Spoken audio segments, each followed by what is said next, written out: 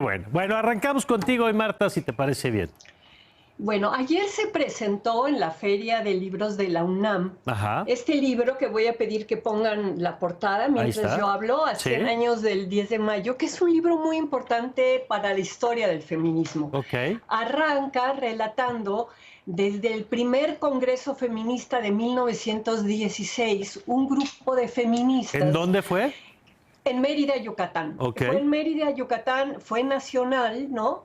Y lo que pasó en ese congreso es que un grupo de feministas llevaron un folleto de la doctora Margaret Sanger, gringa, que hablaba de anticoncepción, planteando que las mujeres tenían derecho a elegir cuántos hijos tener. ¿Cuál era el tema? O sea, el tema era ese, no, el tema era otro. No, el tema era feminismo y Ok, se plantearon mil cosas, pero ok. este libro de lo que va a hablar es de cómo surge el 10 de mayo como una festividad en México a raíz de este revuelo que causó Ah, ok. el que hubiera todo un tema de anticoncepción. El señor Rafael Alducin, que era el dueño y el director del periódico Excelsior, va a hacer la propuesta. Y miren lo que dice él. Dice, hoy que en el extremo meridional del país se ha venido emprendiendo una campaña suicida y criminal en contra de la maternidad, Ajá. cuando en Yucatán elementos oficiales no han vacilado en lanzarse a una propaganda grotesca denigrando la más alta función de la mujer, que no solo consiste en dar a luz, sino en educar a los hijos que forma su carne.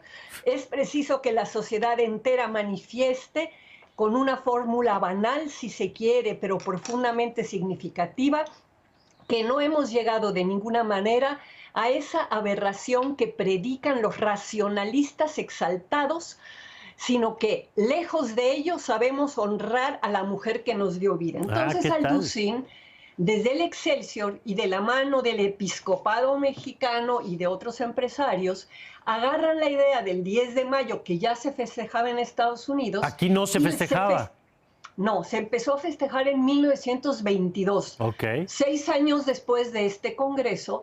Y entonces Marta Acevedo, que hace este libro, hace toda la relación de cómo ese festejo llegó a unas dimensiones realmente insólitas, ¿no? En la Arena México, Pedro Vargas y Agustín Lara cantándole a la madre, se daba el premio una vez al año a la madre más prolífica, que tuvo ¿Cómo 27 crees? hijos, o la que tuvo más hijos muertos, ¿no? En la vida, la que tuvo más hijos soldados. O sea, ella va a ser, digamos, toda una recuperación histórica que va a cerrar como en hace 51 años, 52 años, en mayo de 1971, el primer acto público de la segunda ola feminista Ajá. es en el Monumento a la Madre, cuestionando esta mistificación y este enaltecimiento de la madre un día al año y 364 cargándola de trabajo, ¿no?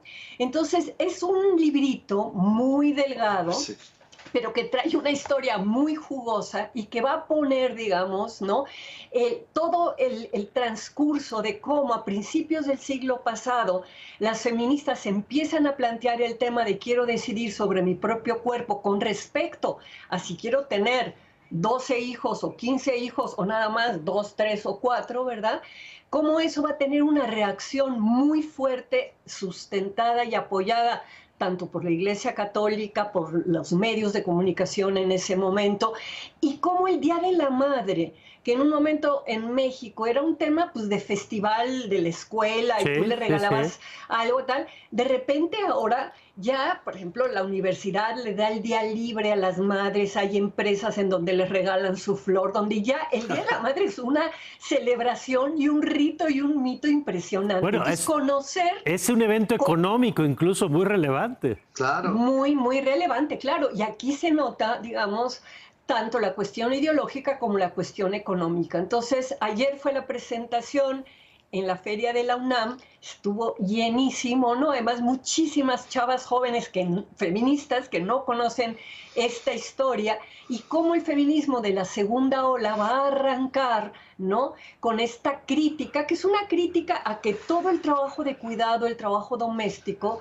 recaiga en una figura que obviamente tiene muchas, digamos, cosas buenas, la figura de la madre, pero como se requieren apoyos sociales y un Estado que se dé cuenta que debe de haber políticas públicas para aligerar de la carga del cuidado a las madres y que las madres puedan ser seres políticos y trabajadores de la misma manera que son los hombres, ¿no? Entonces, es un librazo el de Marta Acevedo. Se va a volver a presentar el miércoles en la librería Elena Garro, que está en Coyoacán, junto a la iglesia de la Conchita, para quien quiera ir, en la tarde, a las 5 de la tarde.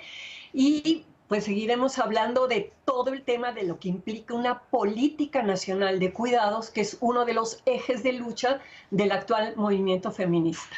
Qué bien, qué interesante esto que nos acabas de contar. ¿Tú vas a estar en la presentación? Sí, yo voy a estar en la presentación el miércoles y va a haber un pequeño video y va a estar la autora y va a estar Marisabel Austegui-Goitia, María Teresa Priego y Hortensia Moreno. No, hombre, va a estar interesantísimo eso. Gracias, Marta.